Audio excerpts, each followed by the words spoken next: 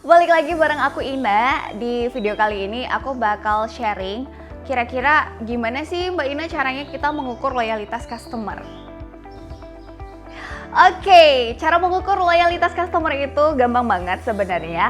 Asal teman-teman mau effort sedikit nih untuk melakukan yang namanya review. Karena gini, salah satu yang aku amini banget dalam hal keterikatan kita dengan customer itu adalah ketika kita berhasil menerima feedback mereka dengan baik. Bukan cuma kita mencari feedback terus kita terima aja, tapi gimana mengeksekusi itu menjadi kegiatan berikutnya gitu. Jadi kegiatan berikutnya itu udah karena ada masukannya mereka akan sangat-sangat respect terhadap brand Anda teman-teman ketika kita udah berhasil melakukan yang namanya eksekusi feedback dari customer. Nah, gini dia nih, ini yang aku lakukan juga bersama tim aku. Cara untuk mengukur loyalitas customer pastinya yang pertama adalah penting banget untuk punya customer, ya. Karena mereka yang akan menjadi subjeknya gitu. Oke, loyalitas customer itu bisa banget diukur dengan menggunakan yang namanya NPS atau Net Promoter Score. Net Promoter Score ini biasanya akan kita lakukan ketika kita berhasil melakukan survei terlebih dahulu. Surveinya gampang banget, bisa pakai apa aja deh, instrumen-instrumen penelitian, misalnya kayak pakai Google Form, itu mudah, gratis, dan bisa banget kita akses sekarang juga ya.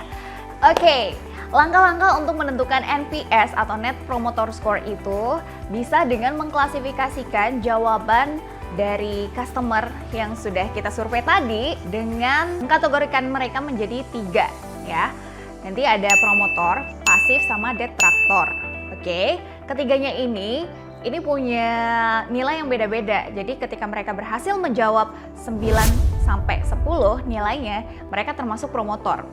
Namun mereka, customer kita yang menjawab 7 sampai 8, itu mereka termasuk ke dalam pasif ya. Dan pelanggan yang menjawab 0 sampai 6 itu termasuk ke dalam kategori detraktor. Oke, cara menghitungnya NPS sama dengan presentase promotor dikurangi dengan presentase detraktornya. Nah, dalam menghitung Net Promoter Score itu, skala NPS itu adalah range-nya dari minus 100 sampai 100 teman-teman.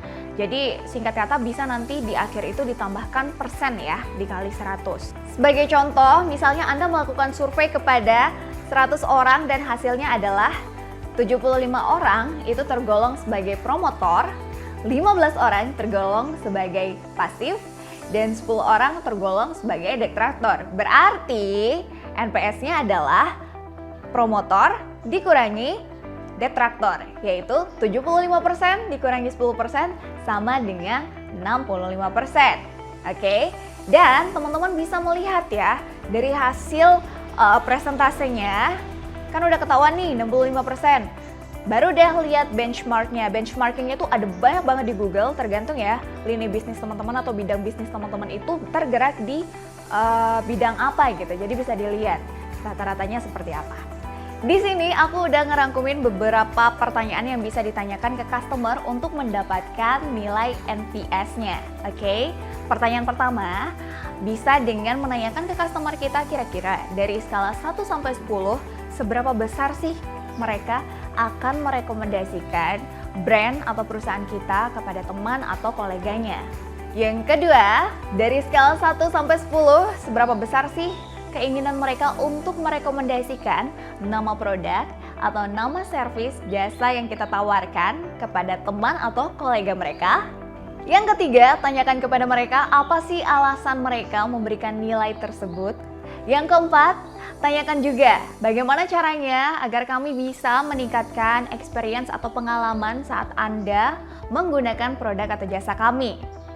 Dan yang kelima, tanyakan layanan atau produk yang mana yang paling Anda sukai. Dan yang keenam, ini nggak kalah penting, tanyakan juga apa sih yang paling mengecewakan dari layanan atau produk kami.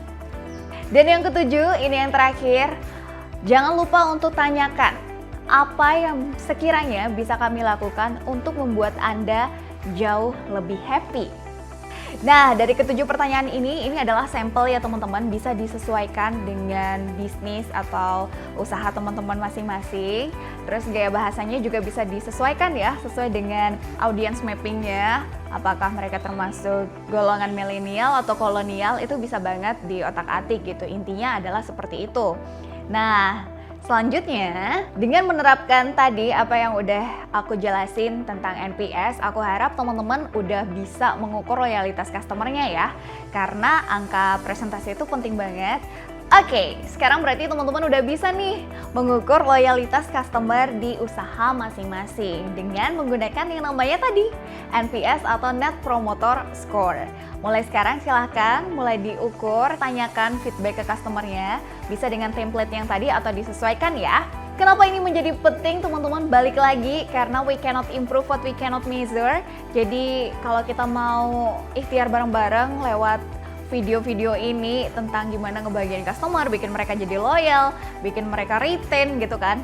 Tapi sekarang kita nggak tahu posisi kita di mana, itu bahaya banget. Jadi ada baiknya sekarang sebelum kita lanjut ke video-video berikutnya, teman-teman ukur dulu loyalitas customernya udah sampai mana nih, baru deh kita lanjut ke next video. Thank you banget teman-teman, sampai jumpa di video-video berikutnya. Bye!